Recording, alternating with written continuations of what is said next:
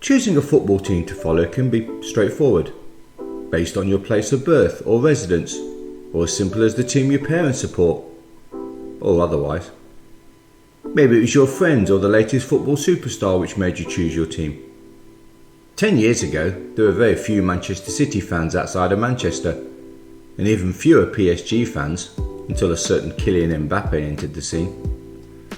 I've walked around the streets of London, Sydney, and seen kids wearing shirts from international football powerhouse Inter Miami. And don't get me started on so-called Al Nassr fans around the globe. But choosing a football team can happen in an interesting, or dare I say bizarre way, depending on the cards life deals you. So now that I've pissed off 1/10 of the world's population, I wanted to use this video to present a brief look at how I became a Liverpool FC fan. I will then travel up to Anfield to examine a range of official watches available from the club, and finally buy a watch to commemorate my visit. Let's go, scallywags!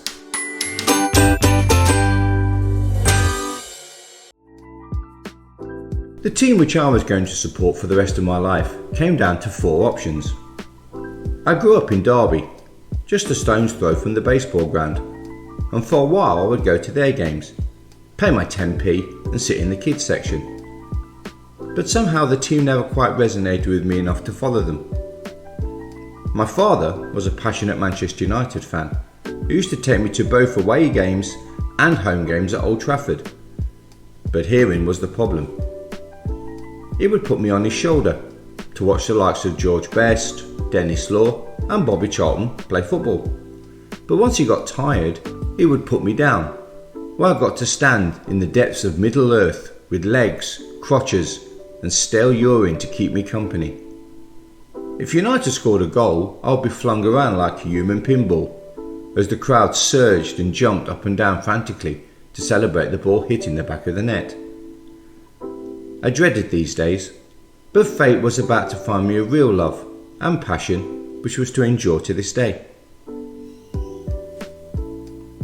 Following my parents' separation, I was placed in a local children's home just before the 1971 FA Cup final between Arsenal and Liverpool. The morning of the game, the boys in the home decided to play out their version of the match at the local park. We were so poor that the ball was a kind of hybrid between everyone's cloth handkerchiefs and the mummy's enlarged testicle. Pick who you want to be, Arsenal or Liverpool, one boy said. But having no idea who either side was, and to be honest not caring much, I just stood there, looking gormless, with my skinny legs doing a poor impression of a Twix. Using the same logic as the pilot of the Hindenburg, tails never fails, I said, and one coin toss later I was informed that I was on the Liverpool side. And the rest, as they say, is history. At 3 p.m. that afternoon, I cheered on my new team as they lost 2-1 in extra time to a Charlie George goal. But they were now my team. I broke the news to my father on his next visit, and he never took me to another United match. And as punishment, he made me work as a valet for the rest of the season, which I never quite understood, as no father wants parking sons. I eventually made things right by ensuring that his ashes were scattered at the side of the Old Trafford pitch when he passed away. So respect to me dad. The next 20 years were magical under Shanks, Bob, Joe and King Kenny, followed by 25 years of mixed fortunes. But I managed to influence my own children to follow the Reds, probably because we didn't have piss-stained seats at home. My firstborn child, an avid Liverpool fan, had visited Anfield on several occasions, but had never got to watch the Reds live. So in October of 2024 we finally got the opportunity to go together and of course look at a few watches while we were there.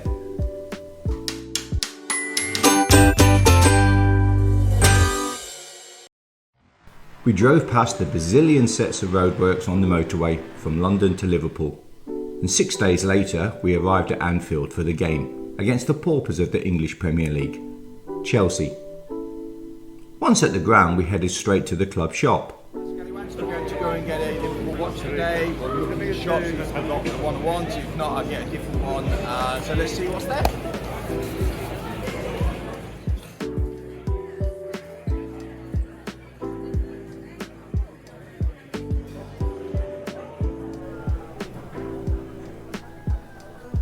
different stars. Okay, let's take a look at them all before we decide which one I'm going to buy. There are quite a few watches available at the official shop, so let's take a look at a few of them. For just 25 quid, you can pick up this LFC Junior's Time Teacher watch, featuring a red silicone strap, Liverpool and LFC on the watch face. And it features minutes and hours embossed on the hands, which I think is a nice touch. This would make a relatively inexpensive gift, and also a great little beater when kicking the ball around the local park. For £45, this 38mm quartz watch comes with two interchangeable black and red straps with grey edges. With the straps being wipe only and with no water resistance, this is more of a fashion watch, but looks cool with its gender neutral styling. For 100 quid, you can pick up this 40mm stainless steel quartz LFC heritage watch with its Seiko S11 VX36 movement. With 50m water resistance, mineral glass and slim case, this would make a nice dress watch for any Liverpool FC fan. Coming in at £150 is this enticingly named LFC Classic Leather Strap watch. This 42mm black watch with the LFC emblem embossed on the dial comes with a Citizen Miyota 2315 movement, stainless steel case with rose gold plating, 50m water resistance, mineral glass and a genuine leather strap. Now this Chunkmeister comes in at £195 and features the Seiko S11 VD53 chronograph movement. It has a stainless steel case, red luminous minute and hour hand and teal second hand. It also has mineral glass and 50m water resistance. Just be careful when celebrating another Mo Salah goal, as you may knock out your loved one if you catch them with this metal beast. Another funky chunky is this watch, which will cost you a double century, but it gets you a Seiko S11 VD57 solar power chronograph movement, a stainless steel case, crown and push buttons, and you also get mineral glass, which at this price point is a tad disappointing, and 50m water resistance.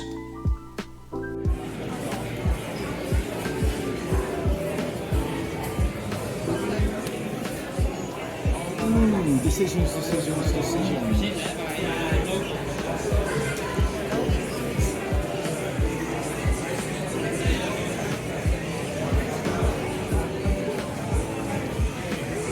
going to go that one because it's on sale. But I like it anyway, that was the one I really wanted, so it's got the moon phased and all the rest of it, so let's go and get that one, let's see what we can do.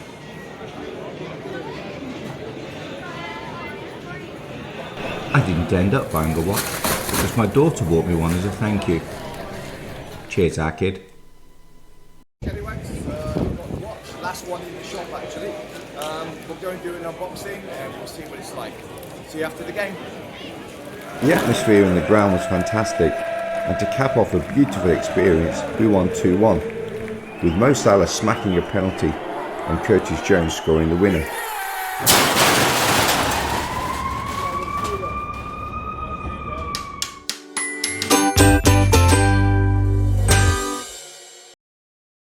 The watch I chose was this minimally titled titanium strap watch.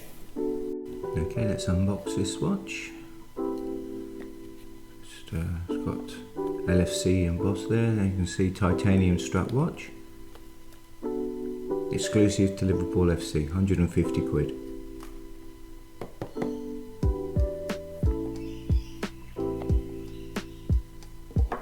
There's the watch.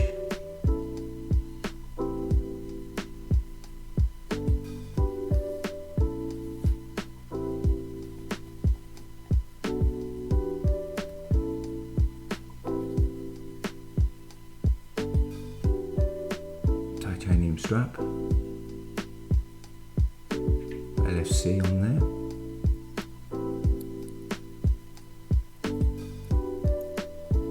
light,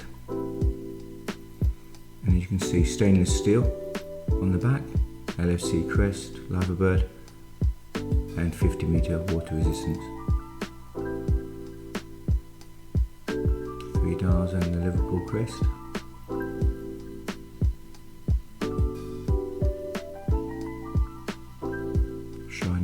class.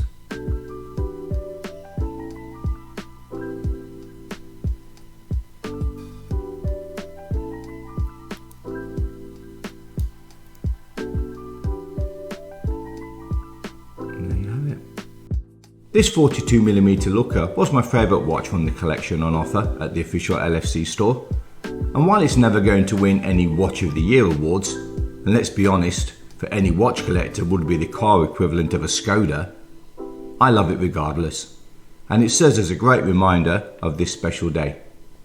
So, if you get the opportunity to visit the Anfield shop, there are a number of fine looking watches to choose from. Until the next time.